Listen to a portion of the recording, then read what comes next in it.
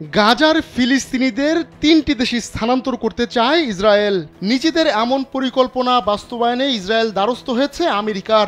এ লক্ষ্যে সম্প্রতি ওয়াশিংটন সফর করেন ইসরায়েলের গোয়েন্দা সংস্থা মোসাদের প্রধান ডেভিড বার্নিয়া। গাজার ফিলিস্তিনিদের নিতে এসব দেশকে রাজি করাতে আমেরিকার সাহায্য চাইছে ইসরায়েল। দুটি সূত্রের বরাতে এমন খবর প্রকাশ করেছে মার্কিন সংবাদ মাধ্যম এক্সিওস। ইসরায়েল চাইছে গাজার ফিলিস্তিনিদের ইথিওপিয়া, ইন্দোনেশিয়া ও লিবিয়ায় স্থানান্তর করতে। এজন্য ওয়াশিংটন সফরে গিয়ে ডোনাল্ড ট্রাম্পের বিশেষ দূত স্টিভ উইটকফের সঙ্গে বৈঠক করেন বার্নিয়া। সেখানে তিনি জানান এই ৩ দেশ গাজার ব্যাপক সংখ্যক ফিলিস্তিনিকে নিতে আগ্রহ প্রকাশ করেছে। তবে এখন এই দেশগুলোকে প্রণোদনা দিয়ে বোঝানোর প্রস্তাব দিয়েছেন বার্নিয়া। অবশ্য বার্নিয়ার প্রস্তাব নিয়ে উইটকফ কোনো প্রতিশ্রুতি দেননি বলে জানিয়েছে একটি সূত্র। আর এই ইস্যু নিয়ে আদৌ যুক্তরাষ্ট্র কিছু করবে কিনা তাও স্পষ্ট নয়।